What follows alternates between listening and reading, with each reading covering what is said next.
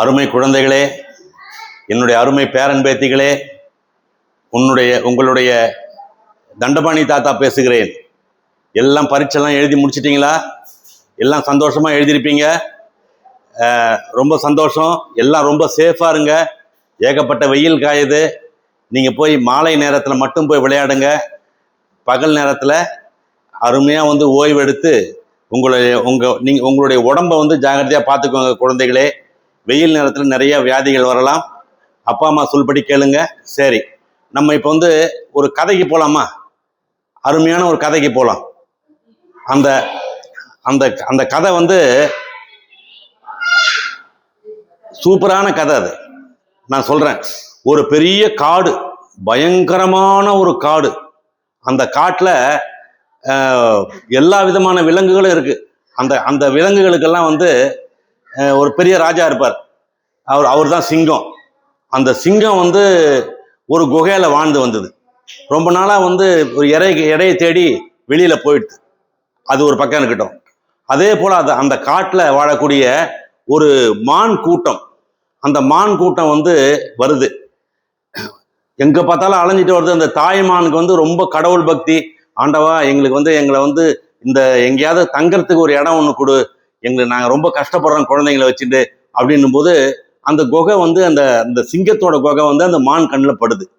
மான் என்ன பண்ணுது? திம்முன்னு அந்த குகை உள்ளார ஓடி போகுது. அந்த குட்டிகள்லாம் எல்லாமே கூட சேர்ந்து ஓடி போகுது.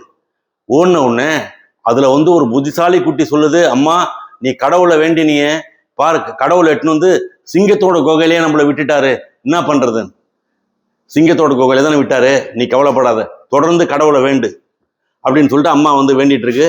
அந்த குகையில இறைவா, எங்க குழந்தைகளையும் எங்களையும் காப்பாத்துன்னு சொல்லிட்டு அந்த மான் வேண்டுது. அப்ப பார்த்து சிங்கம் அந்த குகையை நோக்கி வந்துட்டு இருக்கு. அதை அந்த தாய் மான் பார்த்துடுது. பார்த்த உடனே டக்குன்னு ஒரு புத்தி வருது. அதுக்கு டக்குன்னு சமயோஜித புத்தி. அந்த சமயோஜித புத்தியில குழந்தைங்களை பார்த்து கேட்குது, குழந்தைகளே, நீங்கெல்லாம் ரொம்ப நாளா சிங்கம் பிரியாணி வேணும்னு கேட்டீங்கல்ல, சிங்கம் பிரியாணி தயார்.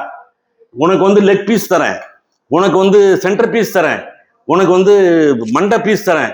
எல்லாம் நீங்களாம் நல்லா சாப்பிட்டுட்டு சந்தோஷமா இருங்க. ஒரு சிங்கம் நம்மளை நோக்கி வந்துகிட்டு இருக்கு.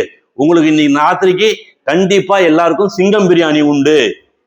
உனக்கு நீ ஹேர் ஸ்டைல் கேட்டல, அந்த சிங்கத்தோட பிடரி மயிரை தரேன், நீ நல்லா அருமையா ஹேர் ஸ்டைல் பண்ணிக்கோ.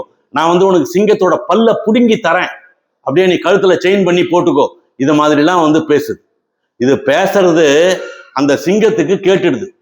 கேட்ட உடனே, என்னடா நம்ம குகையில எவனோ ஒருத்தன் சிங்கம் பிரியாணி பண்றேன்னு நம்மள பார்த்து சொல்றான், யாரு தெரியலையே அப்படின்னு பயந்து போய் அப்படியே பின்னால பயந்து போய் வருது.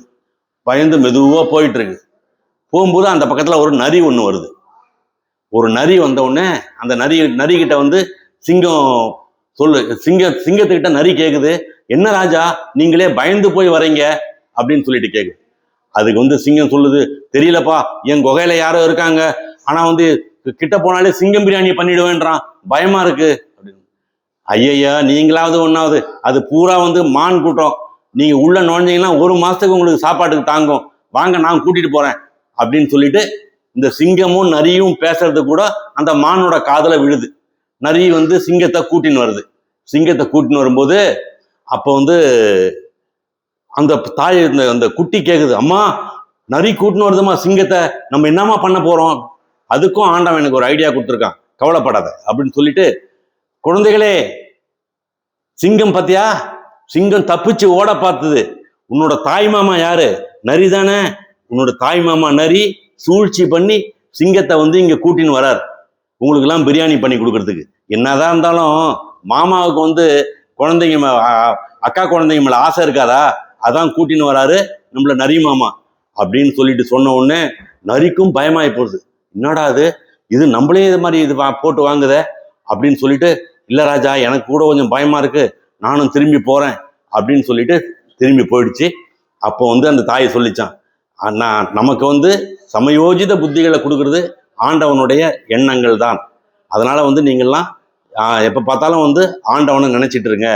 இதுதான் நமக்கு சரியான ஒரு வழிமுறை அப்படின்னு சொல்லிட்டு அந்த குழந்தைங்கக்கிட்ட சொல்லி அந்த சிங்கம் அந்த மான் அந்த குட்டிகளை ஜாகிரதையா காப்பாத்தி வேற இடத்துக்கு கூட்டின்னு போயிடுச்சான். எப்பவுமே வந்து சமயோஜித புத்தி சில நேரங்கள் பல நேரங்கள்ல நமக்கு வந்து உதவும். குழந்தைகளே, இது போன்ற இன்னும் நிறைய கதைகள் நான் வந்து உங்களுக்கு இந்த லீவு நாள்ல சொல்ல போறேன். தண்டபாணி தாத்தாவினுடைய கதைகளை நீங்க அருமையா கேளுங்க, சந்தோஷமா இருங்க, ஜாகிரதையா இருங்க, பாதுகாப்பா இருங்க, விழிப்புணர்வா இருங்க. பாய் பாய்.